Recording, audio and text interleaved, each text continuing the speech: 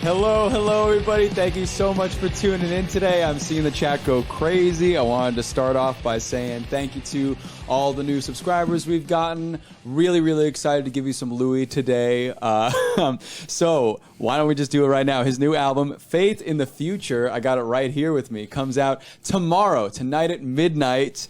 He's playing Irving Plaza here in New York tomorrow as well on the release day. And he's just announced today, as I'm sure you know, his 2023 tour. Please, everybody, welcome Louis Tomlinson. Louis. Hello, mate. How you doing? Good. How are you doing today? Yeah, I'm good, thanks. I'm good. I'm excited. Yeah, I bet. You've had so many things happen to you, I think, in the last 24 hours, from the tour announcement to the album coming out tomorrow. How have you been recently? Great, man. Yeah, it's all kind of coming together. I only finished my tour this year relatively recently, but... yeah, it's my favourite thing to do, touring, man. So I wanted to get out as quick as I could. But also, you know, releasing the album tomorrow, I started this year's tour with that album. I knew what all the songs were, but obviously I wasn't playing them. So It's a nice feeling to now finally release, definitely. Yeah, like I think this album's been in your radar for quite a while. I believe I heard you talk about it, that it's been in process for 9 months and you've kind of had it on your back for 9 months. How did that feel playing those concerts this year with the album coming up? And were you like, I really want to show you this stuff, but I can't yet? Or what was around that? Well, I'd been waiting for those kind of tour moments for a long time. That was always my favourite thing to do in the band. So once I'd finally got on tour, like that's all I was kind of thinking about, the fact that I was here now and really enjoying the shows. But I'd be lying if, you know, in the back of my mind, I was excited, thinking, you know, if this tour with this album feels this good, I'm really excited for the next one, because this album, the new album, Faith in the Future, it's been written with the tour in mind on every single song. So I'm crossing my fingers and hoping this will be a better tour, I think. Yeah, I was wondering that. When you made these songs on Faith in the Future, did you look towards your performance of these songs? Or have you ever maybe pictured yourself playing these songs live and how that would go and how they would flow through the show already? Yeah, well, I was lucky enough before lockdown. I had two tour shows, and then it got postponed. But it meant that when I went into writing, those two shows were very fresh in my mind. So, you know, I didn't have to imagine too hard, really. And it was just about trying to create these kind of moments of excitement, because where I'm lucky is the crowds are absolutely amazing for me, honestly, at every single show. So I wanted a record that kind of met them in the middle with that kind of energy, really. Sure, and match their energy on that same level, right? Now, you talked about writing a little bit. Tell me more about, for this particular album, for Faith in the Future, when you sat down to write it, what was in your mind, really? What was your goal in mind? Did you have a set thing for yourself that you wanted to write more music, or did you just end up having written music at the end of the day?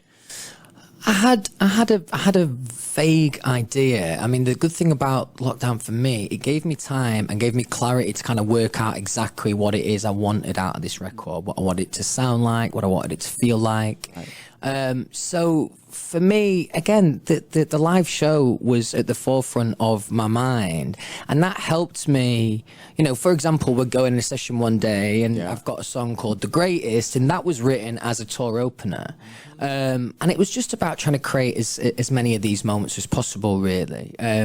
But when I listened back to this album, it is kind of how I imagined it, but a little bit better, really. I feel really good about it, because you know what it's like when you're speculating about something.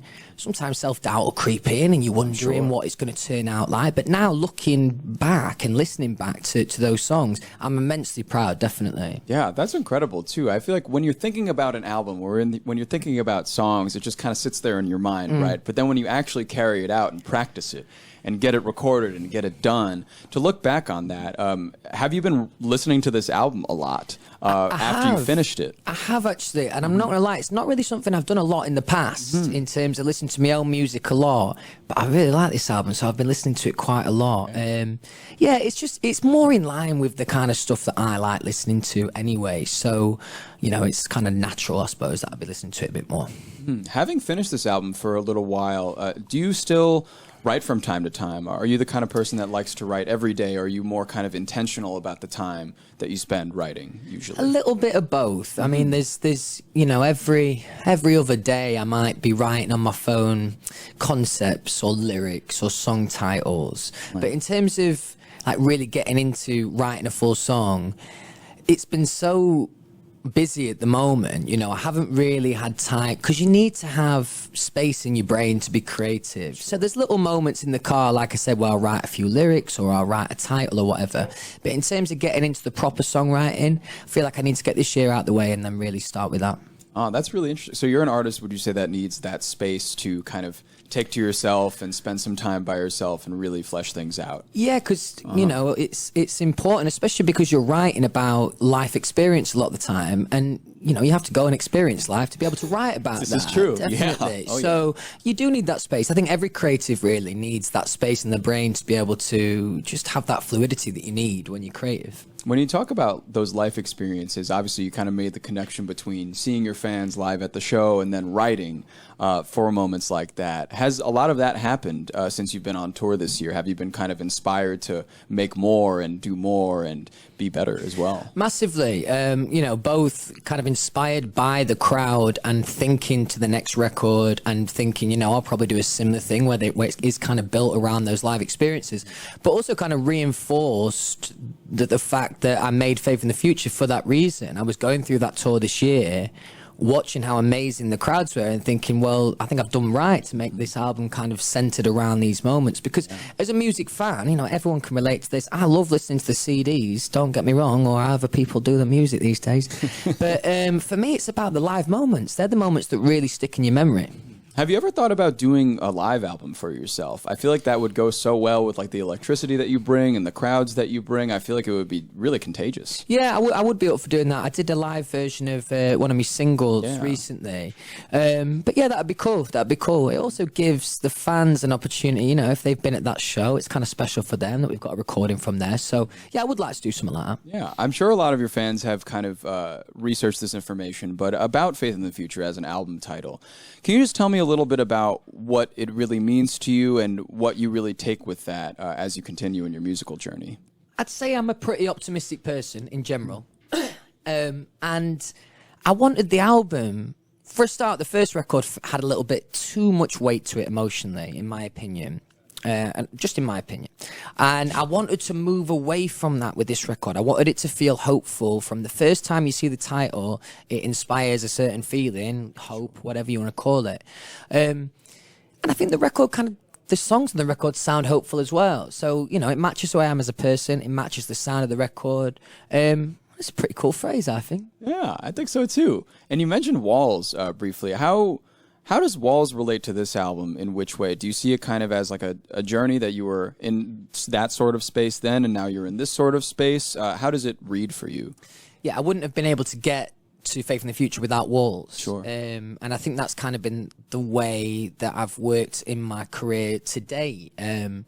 You know, there's moments where I have kind of evolved. I started off with making like my first single was like a pop dance hybrid. Yeah, right. Was that with Steve Aoki? With Steve was on Aoki, that as well, right? Legend, man. Yeah, I know. And although that wasn't really who I was as an artist, I had to go through those experiences to understand that, because there was a long stage for me, and even while making Walls, where I still felt like I was developing and I was working out exactly who I was as an artist. You know, I was just doing it in the public forum, really. Yeah. So now with Faith in the Future, from the off, I had a very clear picture. Whereas when I listen back to Walls, in terms of the identity with the album, it's a little bit confused at times. I think there was moments where I could have been braver, and I kind of took that on with Faith in the Future and thought, well, if I'm going to do this and follow my heart, then, you know, I might as well go all in. Mm-hmm. Yeah, and I think that comes with the territory, because, you know, as much as I'm sure you have a great idea of who you are as a person, I think like having an idea of who you are as an artist is a whole nother step, right? Definitely. I mean, the two do relate to each other, but at the same time, it is a very different question. You know, you can, and the thing is for me, you know, I'm 30, about to be 31. I've got a pretty good grasp on who I am as a person. Yeah. But as an artist, as a solo artist, you know, it still feels relatively new for me. So there was always going to be that element of discovery. Mm-hmm. For your album process, did you surround yourself with anybody during the process, whether it be a producer or somebody, a friend, or anybody that kind of helped you either through the album, not necessarily helped you write it or anything, but just kind of was there present during the creation of it, you think? I mean, other than being forever influenced by the fans and those live moments. It was the people that I was working with that really helped inspire and made me feel more confident about the music I was making. In general, with this record, I tried to work with more artists, and I think that kind of shows in the album, because there's a different kind of attention to detail that you get with artists, and it was just, to be around those people, even just to hear them talk music like how I talk football, like proper inspiring.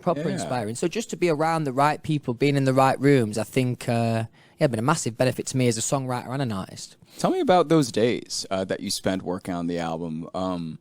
Really, did you have a routine every day? How did they go? Did you walk in with something every day, or did you think of something in the studio once in a while? Well, I wanted to gain a bit of momentum, because what was frustrating for me with Walls is I wrote it over quite a long period of time, and there wasn't really any momentum with sessions. I'd do a couple here, a couple there. So it was important for me to kind of build up these relationships with different writers and different artists. And sometimes when you go in the studio and, like, say you've got to get there at, like, I was going to say 9, but I'm rarely out of bed by that time. If you've got to get, to the studio at like midday, and you're working till like 5 or 6, those time restraints do something to the creation. It definitely does something to the creative, feeling that you have in those moments. So something I did a little bit differently this time around is we just rent a house, and so we'd have like 4 days to write. And it just meant that you had that fluidity where, whenever you felt like writing, you would write instead of trying to force those moments. Right. And there's also that direction there. I feel like that brings a more maybe focused environment as well. So when you do want to write, you're surrounded by people who want to write with you and be there with you. Right? Exactly. And also, once you've been in a space like that, when we rent a house, it's even the social moments when you're not writing that are, of course, relevant to then the songs that you go on to write. So it was a much better working environment for me. Yeah. On the subject of writing, I had a lot of great people watching right now. A lot of people really happy to see you. I did get a really good question from somebody in the chat in regards to your writing. So when you start to write, what do you really start with? You mentioned a bit before about scribbling down maybe a concept or like a lyric somewhere, but where does a song really start for you usually? For me, it's a very general, sometimes a little bit vague, but it's an idea of the concept of the song, basically, is the bottom line. Sometimes I'll have a little bit more than that, but I normally go into the session with, here's a concept, here's something I've been thinking about recently, can we turn it into a song? And then for me, my strength is in lyric, not necessarily in melody. So once we've kind of got the concept and we realize what we want to talk about, then people start firing different melody ideas, and then we'll put a lyric to it. But I normally go in with a relatively clear picture of what I want to say. It's just not that specific, if that makes sense. Yeah, that makes a lot of sense. And for the singles that you chose for the album coming out, for Out of My System and for Silver Tongues, for those specific songs, what was so special about them to you that you decided to release them before the album came out, and you wanted them to be out for the people before the album? Well, for a start, that's probably my 2 favorite songs on the album. And as I said before, this song was written for the live moments. I'd speculate that those 2 songs might be the best 2 songs to play live. And also, I think it's a good advert of the direction I'm trying to go into, because it was important for me to have a big kind of first look with Bigger Than Me that's got that kind of big sing-along soaring chorus. But then the next 2 singles for me were more about, not necessarily about, commercial success, more about kind of showing where I'm going musically. Yeah, absolutely. Another fan question that caught my eye was about the potential of Easter eggs on the album. Do you think that there's any, or did you plant any Easter eggs or hidden meanings or things like that on the album? I think everyone wants to know. I don't think so. Other than occasionally writing metaphorically, I suppose that could be called an Easter egg of some sort. And we normally do those kind of things around like the marketing and around like the run up to an album. So, there'll be some kind of code that the fans will have to decipher, and they're pretty good at it. But in terms of the lyrics, I kind of write in 2 ways, either direct, kind of honest from the heart, or metaphorically. But it's not as if like I'm hiding stuff in the lyrics, because... Yeah, I suppose that's what a metaphor is anyway, right? I guess so, yeah. It's a device, a literary device, right?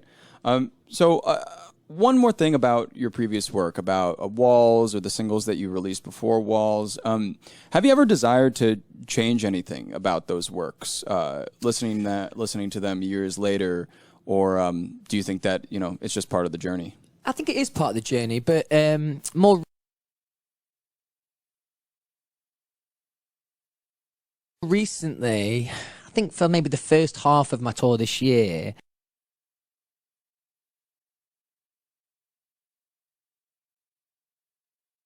I did do the Steve song. We did this kind of band version, so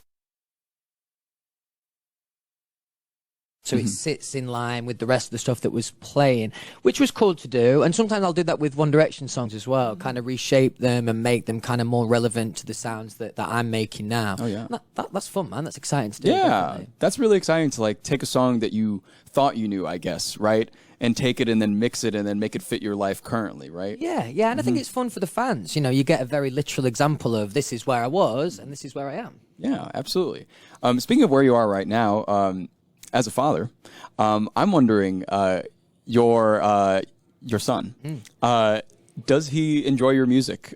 Does he, and maybe to get to a more critical question, maybe what does he think about his dad being Louis Tomlinson, like a famous musician? Well, it's something that I think is difficult for a child his age to understand, obviously. And I can remember going through it with my younger sisters when I was first in the band. I think there is a time in kids' lives where they actually just think that's normal. That I'm sure my Freddie, before he saw me live, kind of thought that maybe he's got a couple of mates whose dads also are singers, which he may well. Yeah, he lives in LA. Because that's his reality, right? Yeah. But yeah. And for me, it was the moment that he came to watch me at the LA show that I think every story that I told him, kind of made sense because he saw it very literally. And it was dead sweet, man. He came with like a banner and he stayed up like throughout the whole thing, and I got really emotional, man. It was like it was lovely. Is he into me music? Yes, thank God he is. That's good. Yeah, because oh my God, good taste. If I played him my new single and he's like, I don't like it, I would die inside, man. So luckily. I think something else I wanted to know about you, Louis, is about your confidence. Because I feel like it's changed throughout your career, and right now, do you think it's grown into a new shape for you recently? Yeah, I think there's an element of the fan base giving me this feeling of being fearless, to be honest. Yeah. Because I've said before, there's a lot of there's definitely room for worry when you take a shift in sound from album 1 and album 2. And, in the back of my mind, I'm crossing my fingers. But at the same time, I feel so lucky to have a fan base that allows me to do what I want to do. And that the bottom line is that's why I've had the confidence to make Faith in the Future, because I feel confident that the fans are going to embrace it. And I think, like anything, confidence grows as time goes on. When I first started my career, I wasn't very confident, to be honest. I didn't really know what to do. Whereas now I feel like I really understand who I am as an artist. As I said, really love my tour shows. Feel like I've worked really well on that. Yeah. So, yeah, I feel in a good place, man. Definitely. Absolutely. There have been some fans asking me to ask you about 369. Could you tell me a bit about that? No, absolutely nothing. I enjoy the mystery. So no, I won't. Very good. Yeah. Another Easter egg for everybody out there. There it is. There you go. Right? There it That's is. the There Easter it egg. is. We Yeah. found it. Now, you spoke a bit about touring and concerts and whatnot. Now, in your performance, also, I feel like you've grown so much in your performance style and how you work a crowd and how you get out there every time.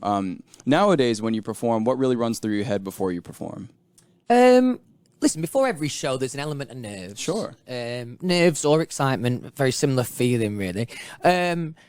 You take, for me, pretty much the whole first song, or just at the end of it, you're still kind of acclimatizing to the crazy environment that you've just walked into. Yeah. But for me, I think, when I first started doing like live performances on my own, one thing that I realized straight away is how big the stage is when you're not in a band. You know what I mean? And I'm pretty unfit, man. So I used to like stay glued to my mic stand the whole time. Whereas as I got more confident and the energy of the shows, it's just impossible to stay there. It's impossible to not kind of be led by this incredible energy that you see at these shows. So it's pretty natural, really. It's, there's never I'm not thinking about going on the left-hand side of the stage at this part and going on the right-hand side at this part. It's all just kind of led by instinct and going off the crowd's energy. That's really good. Yeah, to be able to match up with that energy is really important, I feel, for artists that perform too. And of course, we spoke before, but you just announced a huge tour for next year, and you'll be going all around the world to a lot of different places. Yeah. Are you excited for that? Because I saw it ends in November of next year. So that is a trek, my friend. That is like you end at the O2 Arena, and then you end in Birmingham. And that might not be the very end. Wow. Yeah. Oh, my God. Yeah. No, do you know what? I've been waiting for these moments for so long to be on tour. And they're the moments as an artist, and especially when you're in the studio writing the songs, it's super. You get a real sense of fulfillment in those creative spaces when you do something good, of course. Yeah. But nothing compares with those live moments. So once I'd kind of got the first tour out of the way, the first thing I said to my manager was like, let's get back out on the road as quick as we can, because I wanted to keep up this momentum. I could feel something happening at the shows, and the shows were getting bigger and bigger, and the energy was getting more and more. So just about kind of doubling down on that, really, and just going for it. And last few questions I want to ask you. The big one I'll start with. But for someone that's kind of seen so much, done so much, and has achieved something that a lot of people, I feel like, consider success. I hope so. What is success in your mind, and how do you grapple with that? I think success is individual to everyone, how you interpret it, and I think how I interpreted success, 10 years ago when I was in the band was probably in a different way, because again, that's all I knew really. So I think it took me a second to work out what that word meant to me coming out of One Direction and having my solo career, because I'm lucky enough to have achieved so much with the band. It was about, finding something else. And where I found my benefit and where I feel my own success is when I listen back to this record and it's an album that I really wanted to make. And, the bottom line is, of course, I hope it does well commercially. But the feeling of that kind of personal success and kind of knowing what I've come up against at times, that's what makes me feel good, man. Definitely. Yes, definitely. Because, it is a work of music, a body of art. It's a release. Yeah. For you, definitely, right? man. Definitely. And I really needed to... I always wanted to write this album, I always knew that in the back of my mind, this is the kind of album that I wanted to make. So to be sat here now with those feelings, it just gives me a lot of confidence for what's to come, really. Yeah. And some few other questions, because I did have some people drop into our show yesterday. Right. And they were like, where's Louis? And I was like, he's tomorrow, everybody. Nice. But I hope they're back today, because they did ask me to ask you a few things. The things they were very interested in are what artists that you really admire nowadays. I think, there's historically like artists that you've loved, of course, but nowadays, is there anybody that you look at and you're like, oh man, they're doing such cool stuff? Yeah, there's a few, man. I'm lucky enough to have a lot of them have actually supported me on tour. But so there's an English band called Stone. That the first time I heard them on track, I was blown away. And the first time I saw them live, they're in a different level. Basically, they're unbelievable. I'd say Stone, English band. Inhaler, also really good. Oh yeah. The Snuts, who did a lot of touring with me, they're amazing. Their debut record was amazing. Follow-up was unbelievable. Who else am I listening to at the moment? Probably those three. I haven't got around to listening to new Arctic Monkeys record yet, but yeah, those three. Cool. And last thing, you got your show tomorrow at Irving Plaza. Are you excited about that? Tell me what's going through your mind about playing in New York. Yeah, I'm really excited again because I've had such a busy year of touring. I think it's only maybe 6 weeks or 2 months. My timekeeping is fucking shit. I'm sure. It's not been that long since I've done a show, but it feels like ages. So I'm really, really excited to A, get out and perform again, and B, bring out these new songs from Faith in the Future and see how they go down. Yeah, well, Louis, I wish you the best of luck with the shows coming up and everything, your new world tour, the new album coming out tonight at midnight. It's really exciting news. So thank you so much for sitting down to talk to me, but we got to get you up to perform. Yeah, man. It seems. Yeah.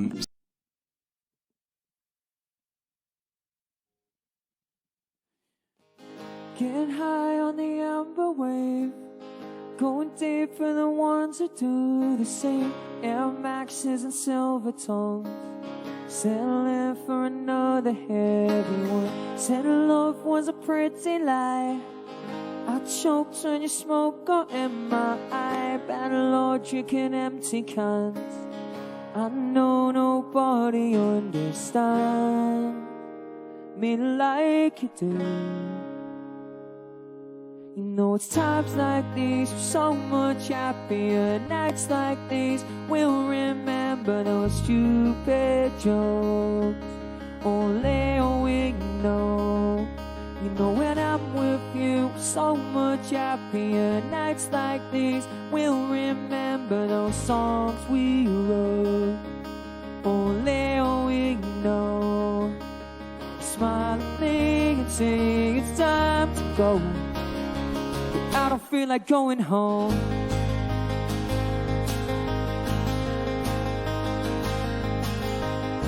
You said grass was a dirty drug. You like to preach with a vodka in your mug. I love all the things you know, but I'm king on a 50-meter road.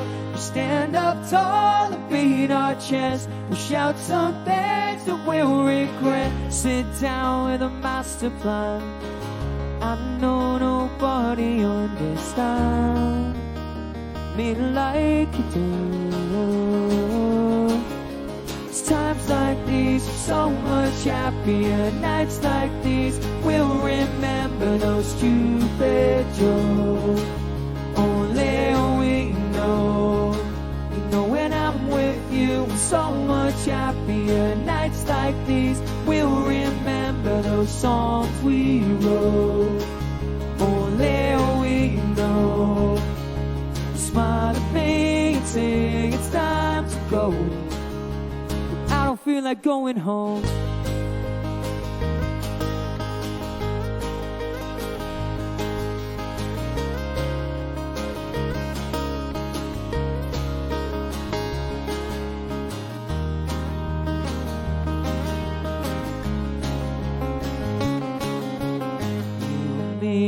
Till the end, we cannot start again.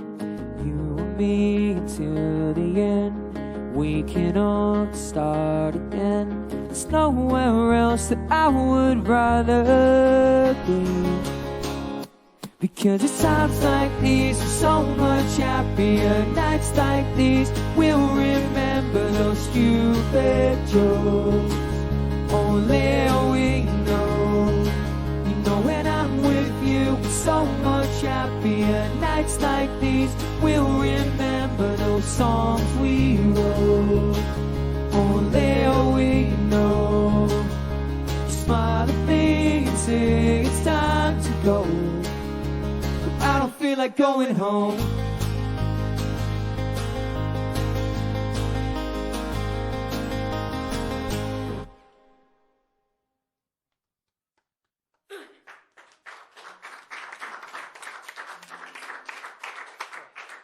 Flawless walk on there.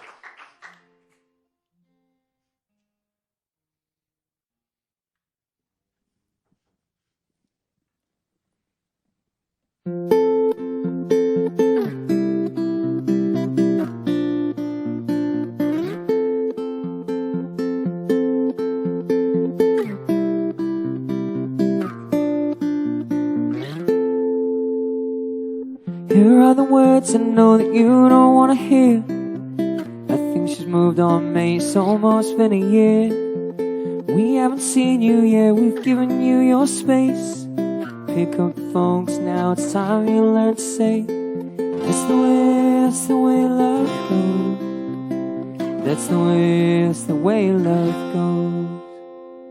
Remember when you told me I should give it time?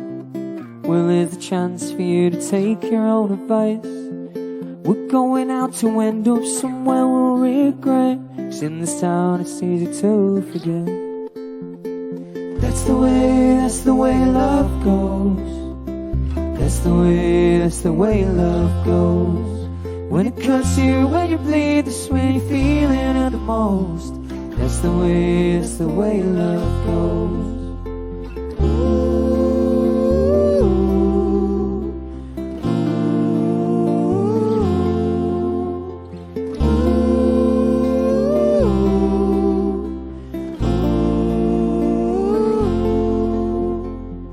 Here are the words I know that you don't want to hear. I think think she's moved on, mate. It's almost been a year. Not gonna ask you, but we'll make sure you're okay.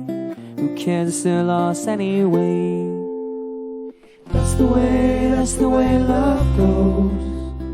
That's the way love goes. When it cuts you, when you bleed, that's when you're feeling it the most. That's the way love goes. That's the way love goes. That's the way love goes. When it cuts you, when you bleed, that's when you're feeling it the most. That's the way love goes.